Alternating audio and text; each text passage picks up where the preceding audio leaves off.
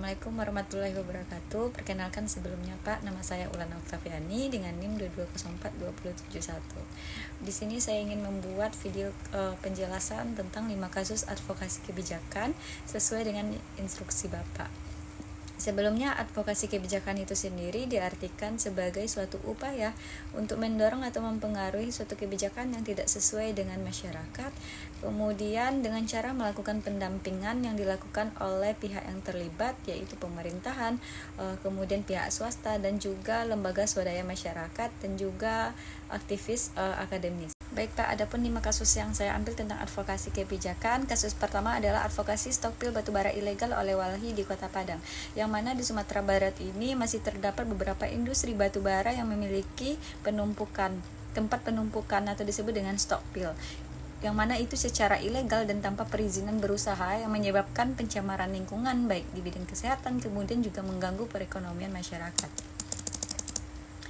Walhi Sumbar sebagai salah satu lembaga swadaya masyarakat yang bergerak di bidang lingkungan hidup dan hak asasi manusia juga berupaya melakukan sebuah advokasi untuk mendapatkan perhatian dari pemangku kepentingan, khususnya dari pemerintahan Kota Padang.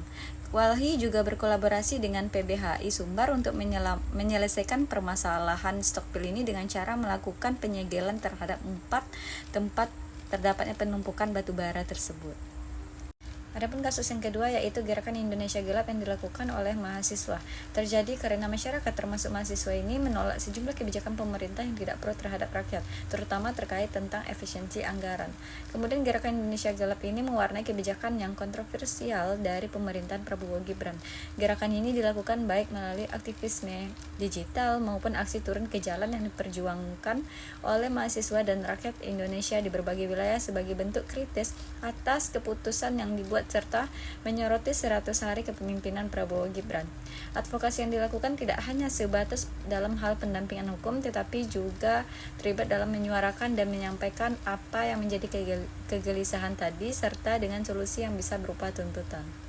Kasus yang ketiga mengenai PWIP M Sumbar soroti kasus pelecehan seksual di SMA Negeri 1 Sungai Geringging, Desa Perlindungan untuk Korban, yang mana pelecehan seksual di SMA 1 Sungai Geringging ini Kabupaten Padang Pariaman mengguncang kepercayaan publik terhadap sistem pelindungan anak di lingkungan sekolah. Ketidakpekaan institusi pendidikan ini memicu aksi protes besar-besaran dari ratusan siswa yang menuntut keadilan dan transparansi. Kemudian pimpinan wilayah Ikatan Pelajar Muhammadiyah atau disebut dengan PWIPM Sumbar menyatakan keprihatinan mendalam atas kasus tersebut.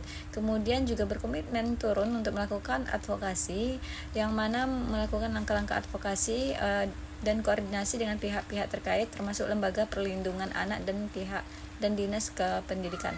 Fokus utamanya adalah memastikan korban mendapatkan pendampingan hukum dan psikologis yang layak, serta mendesak agar sekolah bertindak adil dan transparan. Kasus selanjutnya adalah advokasi Kapolda dan Forkopimda Sumbar untuk mengatasi peredaran gelap narkotika yang marak pada tahun 2025.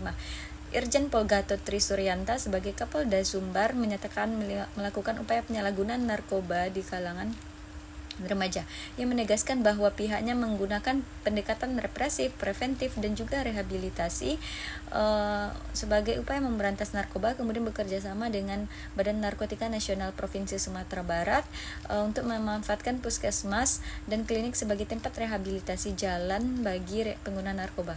Kemudian Forum Koordinasi Pimpinan Daerah atau disebut dengan Forkopimda Sumbar bersama Bupati dan Wali Kota Sumbar bersepakat menyatukan langkah menekan laju peredaran barang haram yang kian meresahkan, yaitu dengan membentuk FGD yang dihadiri para pucak pimpinan daerah yang digelar di Auditorium Gubernur Provinsi Sumatera Barat dengan tema Upaya Pencegahan dan Pemberantasan Peredaran Narkotika di Wilayah Sumatera Barat. Yang terakhir, kasus advokasi lintas sektor keamanan pangan terpadu program prioritas nasional di Kabupaten Solo. Advokasi yang dilakukan ini merupakan langkah awal pelaksanaan sebuah program. Advokasi ini ditujukan untuk memberikan gambaran kepada pemerintah daerah tentang rangkaian kegiatan yang akan dilaksanakan, sekaligus perlu adanya komitmen dukungan dari pemerintah daerah.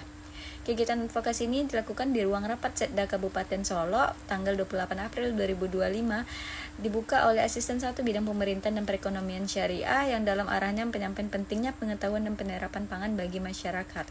Pangan bukan hanya penting dari ketersediaannya saja, tetapi juga tidak kalah penting apakah aman untuk dikonsumsi.